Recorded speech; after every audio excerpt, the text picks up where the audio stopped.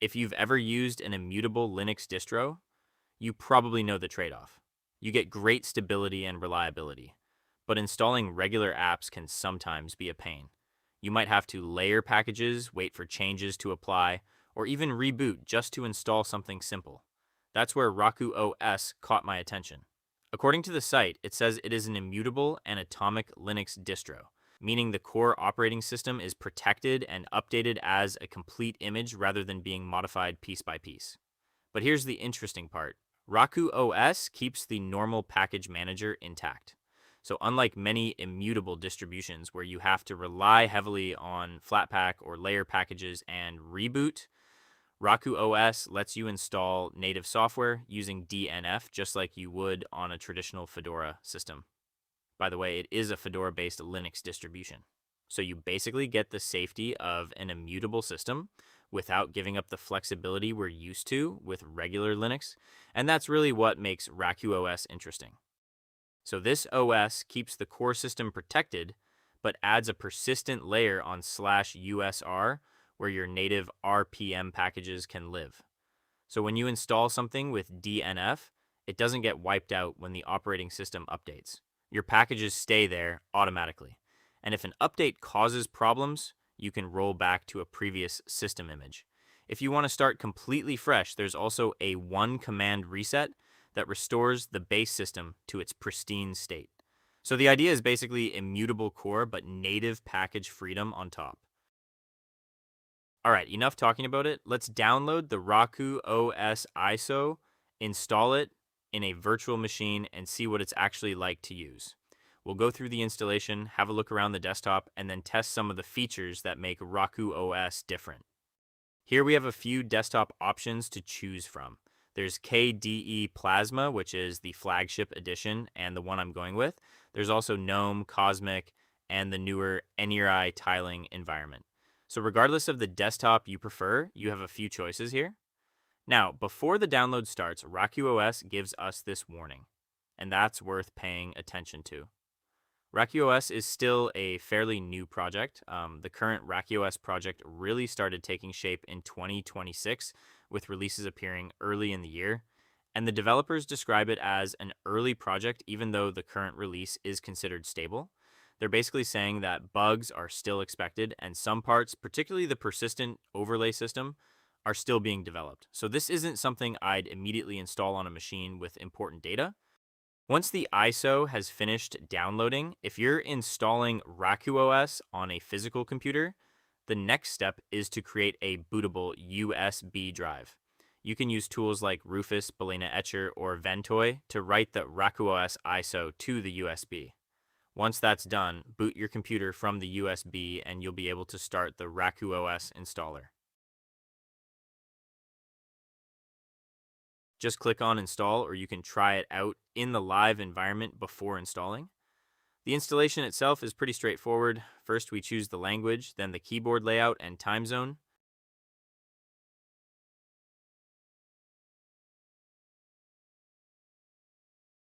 Here we enter our name, choose a username, and set a password. This is the account we'll use to log into the desktop and manage the system after installation.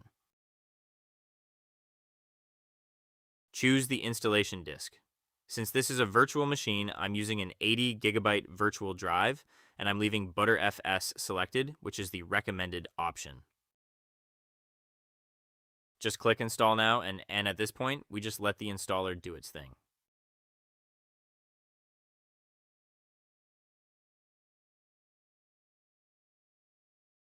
Once the installation is finished, RakuOS tells us to remove the installation media and reboot.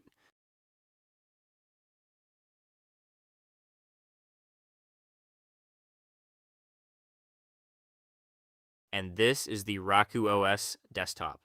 We also get a welcome screen that gives us a quick introduction to the system and some useful links. There's even a notification letting us know that a CPU optimization is available for this machine, which is something we can look at later. RakuOS takes us through a quick setup wizard. The first section is browsers, where we can choose which browser we want installed. Firefox is selected by default, but there are quite a few other options here, including Chromium, Chrome, and several others. I actually like this part of the setup because some Linux distributions will basically drop you onto a blank desktop and leave you to figure out what software you need and how to install it yourself. Here it gives us a few popular options like Discord, Signal, Telegram, and even ZapZap, which is a WhatsApp client for Linux. Again, you simply tick the applications you want and continue. Next, we have VPN and tunnels. RakuOS includes popular options here, including Cloudflare Warp, Tailscale, and Zero Tier. These are the kinds of tools that you might otherwise have to search for and install manually after setting up Linux. You can also install video streaming apps, media apps, and gaming. There's quite a lot packed in here. We have Steam, Lutris, Heroic Games Launcher, Proton Plus, Proton Tricks, and tools like for managing graphics cards. There are also streaming and recording tools including Sunshine, Moonlight, and OBS Studio. So if you're setting up RakuOS as a gaming machine, you can select the tools you need right here instead of having to hunt them down individually after installation. RakuOS also features a kernel specifically optimized for gaming and responsiveness. It uses the P03 optimization kernel alongside performance configurations from the KDE kernel. Here you can get development tools. You also get virtualization tools and containers.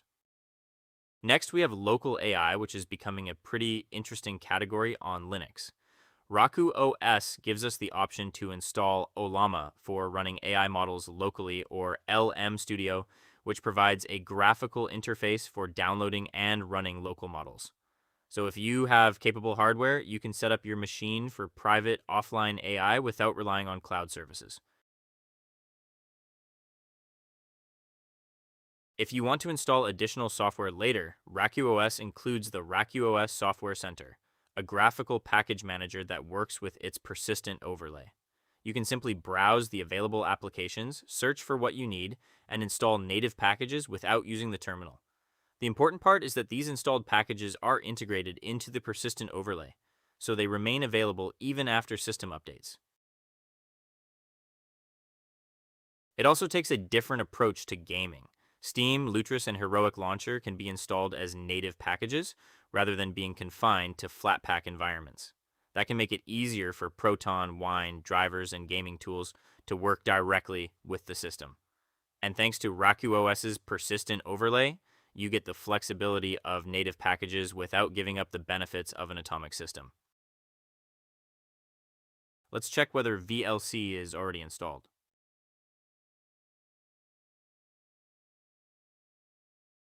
In my case, it isn't, so I'll install it the way Linux users traditionally do.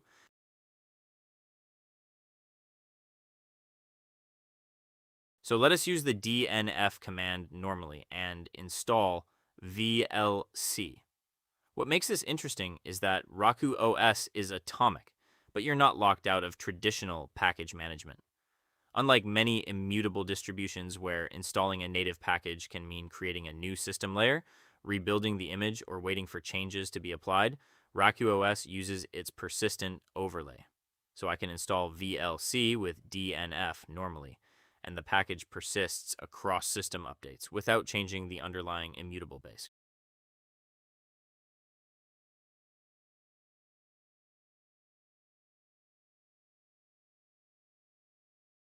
Now, when it comes to updating the system, RakuOS keeps things just as straightforward. Just open a terminal and run this command.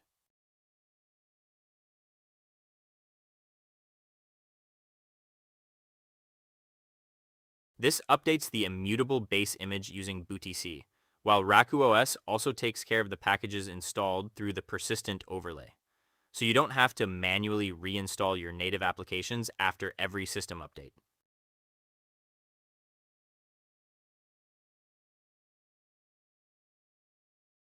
And if you prefer a graphical approach, you can simply open the RakuOS Software Center and update from there.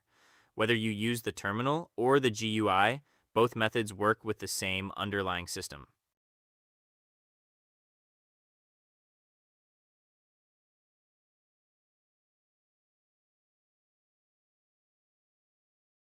Here's another really interesting part of RakuOS.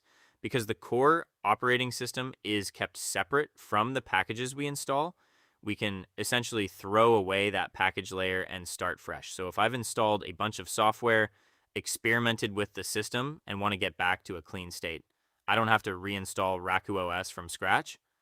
I can reset the overlay, reboot, and I'm back to the pristine base system.